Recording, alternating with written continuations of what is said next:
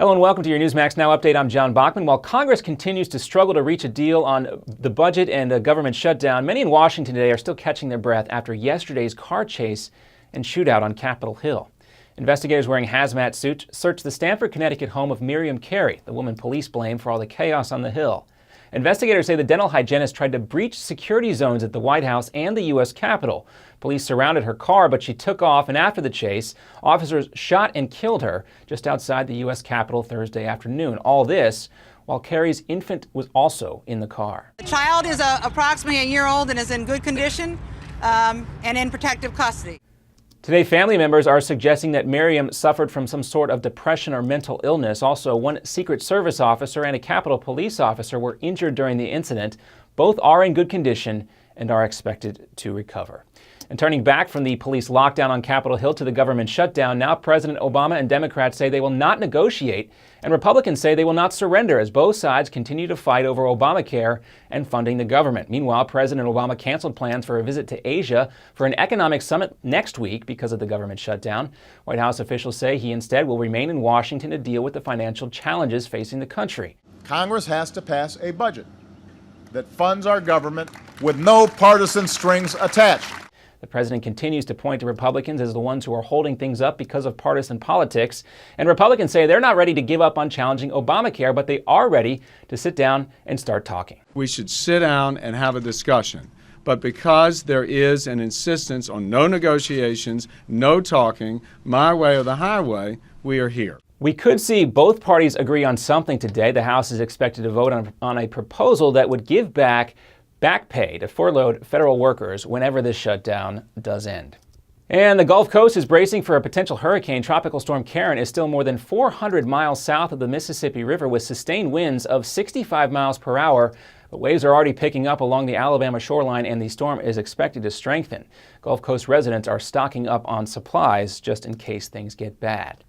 And for all those arachnophobics out there, a heads up. It's officially tarantula mating season throughout California and other parts of the West.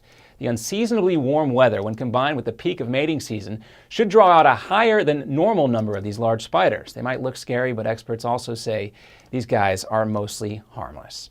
And coming up next, the world's largest diamond. It's about to go on the auction block. How much is this precious stone expected to fetch at auction? Plus a Newsmax exclusive with Senate Minority Leader Mitch McConnell. His take on the president's refusal to negotiate. Next.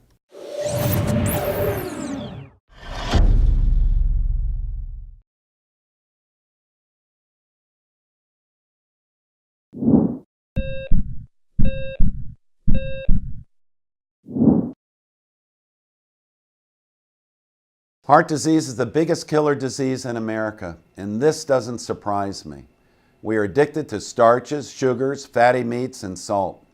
People who live in countries with little heart disease eat very differently. One way some people stay heart healthy is by following what is known as the caveman or Stonehenge diet, so named because of its similarity to the way our prehistoric ancestors ate. People who follow this type of diet live off local fruits and root vegetables and get their protein mostly from fish and wild game they shoot themselves. Now, since most of us don't hunt or fish for all our protein, here are some simple tips on how you can start to eat like a caveman, modern day style. First, fill up on fruits and vegetables. Eat them first and you'll be less hungry. Feast on fish, which is rich in nutrients but not in calories. Choose fatty fish like mackerel, herring, sardines, and salmon, which are rich in heart-healthy omega-3 fatty acids. Get out and go for a walk. Remember, our ancestors were hunters and gatherers, so they didn't spend their time sitting in front of a TV or computer all day. If you live more like a caveman or a cave woman, your heart will love you for it. I'm Dr. Chauncey Crandall, and thank you for watching this Heart Health Minute. Remember, it's never too late to prevent or reverse heart disease. Right now, I invite you to discover your own risk for heart disease or even a heart attack by taking my quick, free online quiz at www.simplehearttest.com.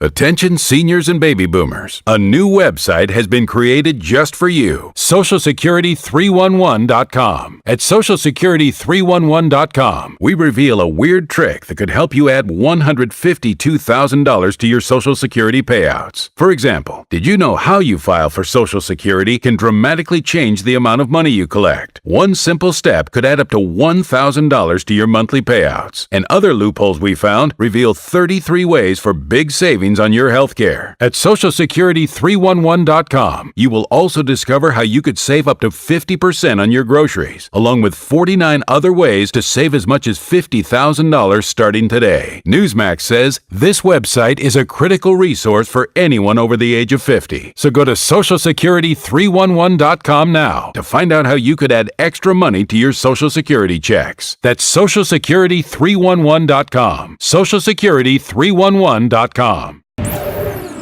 And welcome back. The most expensive diamond in the world is set to go on sale in Singapore. Known as La Incomparable, the flawless Yellowstone weighs more than 400 carats and sits in a necklace with rose gold settings that is studded with 90 white diamonds weighing nearly 230 carats on their own. The asking price here is $55 million. Well, that $55 million is about 1/6 of the amount of money the U.S. economy is losing every single day during this government shutdown, according to economists. But even with today's impassioned pleas from Republicans, Senate Minority Leader Mitch McConnell tells Newsmax TV during an exclusive interview that negotiations are highly unlikely. They're not interested in negotiating, and we find that rather curious. They're willing to negotiate with foreign countries. We think negotiating with a Congress that they don't fully control would seem to make sense. Stay with Newsmax TV and Newsmax.com. I'm John Bachman. This has been your Newsmax Now update for October 4th. Take care.